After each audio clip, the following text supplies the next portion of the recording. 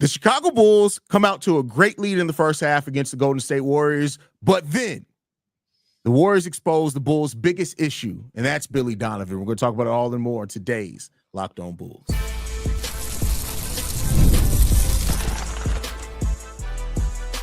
You are Locked On Bulls, your daily Chicago Bulls podcast. Part of the Locked On Podcast Network, your team every day. Thank you for tuning in to Locked On Bulls, member of the Locked On Podcast Network, where it's your team every single day. That's Pat, the designer, host, and creator of the Windy City Breeze and host of the Chicago Bears podcast over at ESPN 1000. I'm Haize, host, creator of Chicago Bulls Central and Chicago Bears Central YouTube pages and podcast. Pat, this game was so exciting the first half of this game. Like, honestly, bro, like, this is no hyperbole. I really mean this when I say this was one of the more fun first halves of basketball that the Bulls have played in probably the last month. Modest was playing really good. Coby got into rhythm. Coby's always fun to watch when he gets into that scoring rhythm. Great to watch. Jalen Smith got into an amazing scoring rhythm as well, coming off the bench. We've got to see the new players coming in there and doing some roles. Like, this was a fun first half of basketball. I have no idea what happened in the second half. Well, I do. The Bulls sucked in the second half of the game. How you feeling, Pat?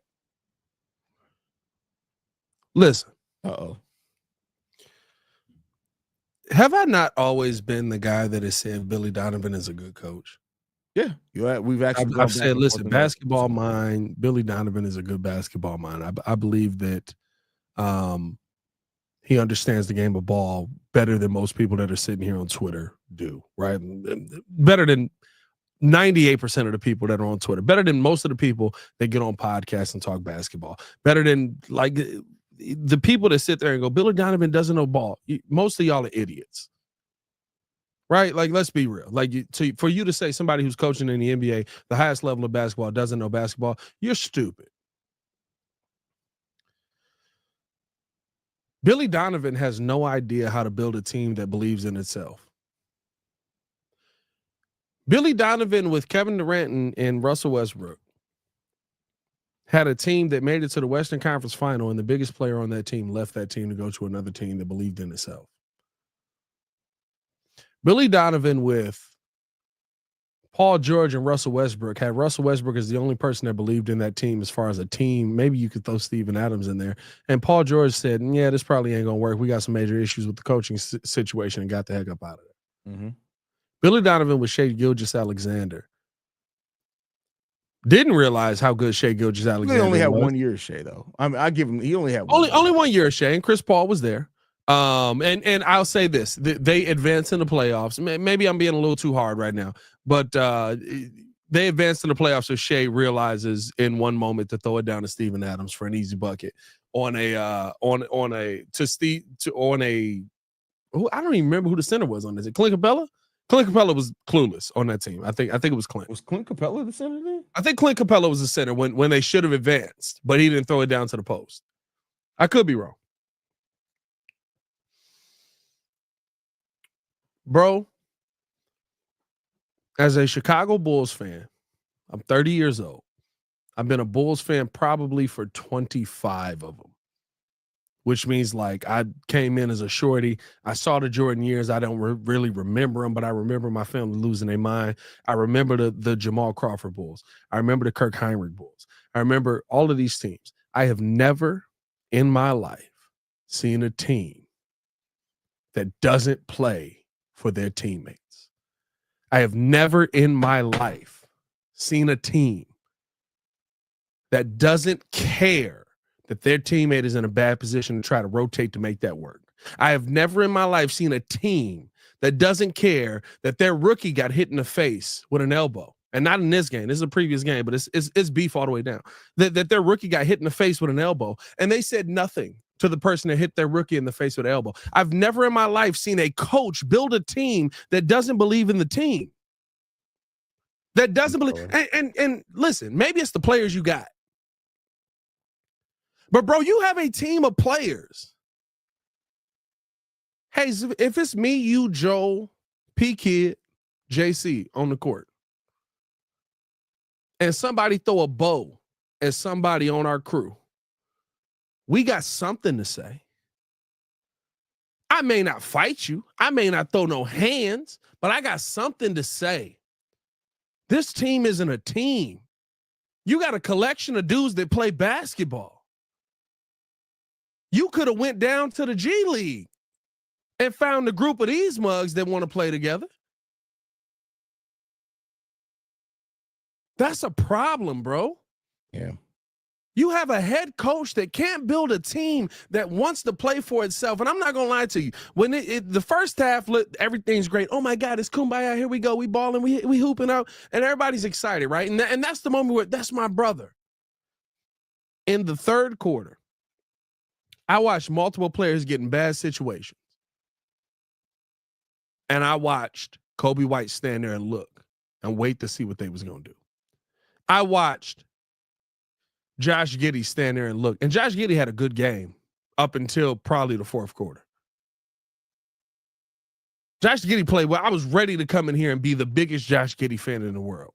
I watched Josh Giddey stare at Patrick Williams in the post and not cut. I watched Jalen Smith, who balled in the first half, just stand at the three-point line waiting for a pass to come to him that he knew wasn't going to come because somebody was double-teamed down low. No, the thing that pissed me off was the two possessions in a row where Pods was guarding Vooch and Patrick Williams completely dribbled to the other side of the ball, didn't recognize him. And then on the second play, I think it was Giddey, it may have been Coby. It was one of the point guards. It happened again. They just looked completely through him and passed on the other side of on the court. And I'm like, you have a 6'4" guy guarding your 6'10", almost 6'11", 285-pound center. Bro, it's so bad because I think this is the thing, right? Football CF Candy is talking about basketball. The lack of cutting is very apparent on this team. I'm not talking about basketball. I'm talking about you going to war with somebody every single game, and you have no ability or want to help your teammate. I think Billy Donovan is a good basketball mind. But if your team walks out there every single day and doesn't want to help their teammate, you have no team. You can give me all the numbers in the world of how guys play together. You can give me the defensive metrics. You can give me the offensive efficiency. You can give me whatever you want. You don't have a team. You want to know why the Warriors won tonight? Number one, in the third quarter, Stephen Curry was amazing. There was nothing you can do. I thought Trey Jones closed out efficiently well tonight defensively. Stephen Curry made the three. I thought Josh Giddey showed out. This is one of the best defensive games I've ever seen out of Josh Giddey in my life. In my life. And Stephen Curry was just better. And when things got tough, people turn their backs on their teammates. You don't have a team. AK, you can look at the last 30 games. You don't have a basketball team. You have 15 guys that are the best of the best in the world, the 1%ers of playing basketball. That's all you got. The problem with this team is, and I went on a similar rant over on Central, is that it just comes down to you don't have a ceiling raiser or a floor raiser in Billy Donovan. Like you said, he's a fine basketball mind. He's a fine X's and O's coach, but I don't think he really raises your floor. I don't think he raises your ceiling. And more importantly than any of that, I don't think that we have a culture that's created at all in Chicago. And that goes from top to bottom. That's everyone. I'm not putting that just on Billy Donovan by any stretch of the imagination, but we start seeing the results of that. And we've seen coaches here in Chicago before that rally the team necessarily against the front office, for lack of a better word, but it's like basically us against them, which is one of the reasons Tibbs got fired. And we don't have that here either. I get it that this roster is in flux. We got some serious things that are missing on this roster as far as balance, right? Really enough, I think the trade with Zach LaVine brought more balance kind of to this roster, bringing an additional big and some more shooting, even though Kevin Huerter shot the ball like absolute cheeks tonight. But it makes me worried and concerned about us going into a phase of development, mainly because how do you expect players to develop other than just through their grit or whatever with Peter Patton, all that type of stuff. But as far as winning basketball culture, because we don't do the things that winning teams do. We don't have the things that winning teams have. But see, this is the thing, Haize. Like, and you're right. We don't. But you're talking about creating a winning culture on a team that won't win for each other. Well, that's what I mean by winning culture. That's what I'm referring to by winning culture. That's such a huge problem. Like, that's bigger than basketball. No matter what the sport is, right? Like, name the worst team. Maybe you can go back to like the 2020 White Sox. But I've been in Chicago my whole life. I've watched all of these teams. I've loved all of these teams. The worse the Bears were, the more they fought for each other. I've seen some of the worst Bulls. The Jim Boylan Bulls fought for each other. In spite of Jim Boylan being one of the worst head coaches I've ever seen in my life. He might be the worst head coach I've ever seen in my life. And that includes Matty includes all that. Yeah, he might be the worst. You're in a different position right now. You're in a spot where the Chicago Bulls. Wait a second. Hold on. That's a failed drug test, my boy. Well, I mean, look at the face. I mean, no, Lloyd's a good people. I'm just messing. I think he meant it as a joke because he immediately followed it up. I think he's just Lloyd's a funny dude. Lloyd's good people. I was about to say, hey, Lloyd was looking like, oh, he's ugly. I'm not talking about you. That's just the face you were making. Like, you ever seen a baby that's ugly? You ever seen an ugly baby? And you be like, oh. When people say that babies can't be ugly, I say, y'all got to stop trying to be politically correct. Hey, there's a lot of ugly babies out here. Bro, that's how he looked. He looked like, oh, dang, that baby ain't got no shot. That's crazy. I hope it get better. No, but, bro, like, this is bigger than ball. I don't know there's no fix for that. That is fire people and try to find a culture builder. There's no fix for what we just saw tonight. There's no fix for what we've seen this season. And you thought the new guys coming in, maybe they would have an impact and all of that. And I do think, Haize, I said this is the best defensive game I've seen out of the Bulls all season for most of this game. Until Stephen Curry went nuclear. And I'll argue this. In the 42-25 quarter, some of the best closeouts I've seen from Chicago Bulls players in 4 years. Stephen Curry is just the second best point guard of all time.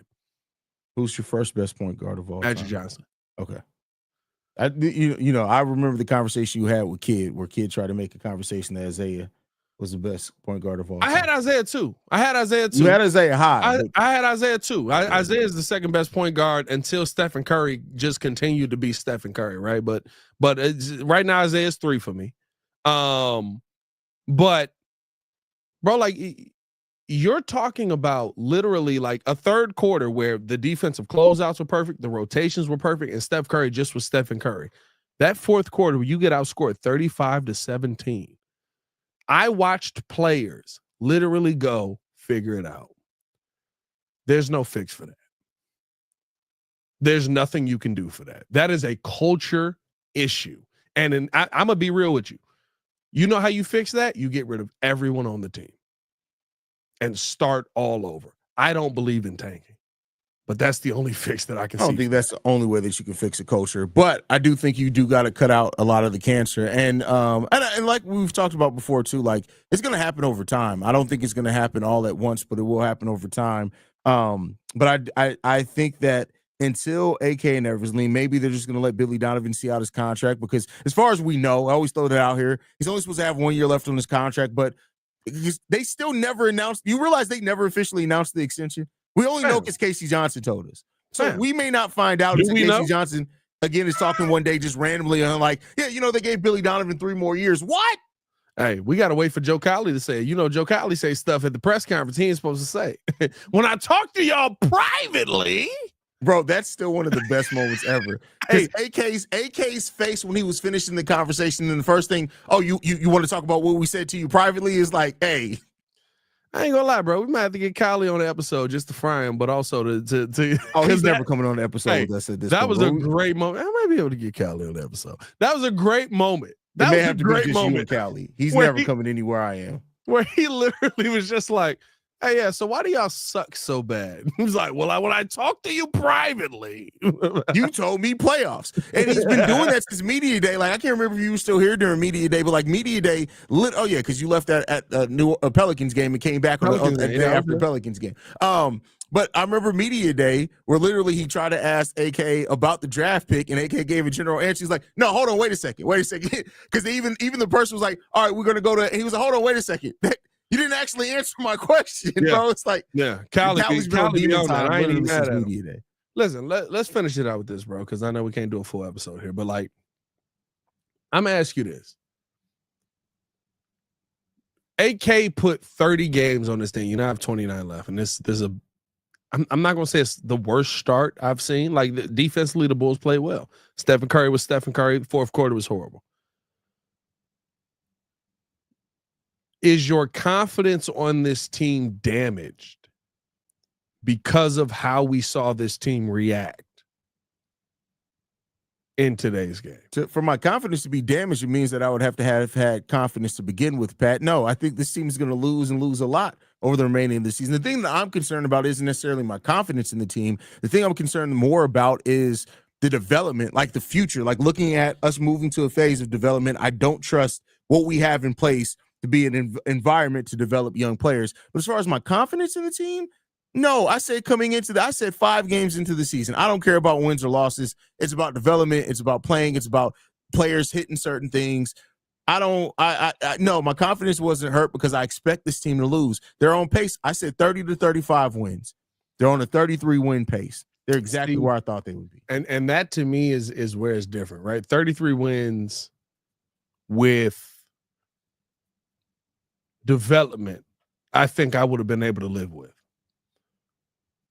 Your game plan is to build a winning culture while trying to get the best player available. You have zero chance of that happening with Billy Donovan as the coach. Zero chance. Modest Buzelis may be a good player. Coby White is a good player. Ayo Dosunmu is a good player. Josh Giddey may be better than what I give him credit for. Wait, huh? What did you just say? Josh Giddey may be better than what I give him credit for. Hey, look, he got to do a lot of people that love hearing this. He got to do it for more than one game. This is one of the best defensive games I've ever seen Giddey play in his career, right? There are players on this team that I think may be talented. What I saw from this team when things got tough is a team that turned its back on each other individually and waited for somebody. We got to wrap it up. We don't have time for another long-winded Pat. No, I'm not going on a rant. I'm not going on a rant. That was it. A team that when it got tough, it gave up. That sucks, and that's not development. Yeah, I mean, and that's what we've seen for the majority of this season. When the going gets tough, the team collapses, and yeah, we'll see. We'll see what's going to happen in the future, man. We just wanted to bring you guys this quick. Our thoughts and feelings after this game. This is not a full episode. We'll be back Monday with a more full-fledged episode in regards to this, man. Make sure you guys are following us at Locked On Bulls. You can send us any feedback, questions, comments, concerns, lockedonbulls@gmail.com. You can follow Pat at Pat the Designer. You can follow me at CEO Haize. Love you guys. Go Bulls. See Red, y'all. Peace.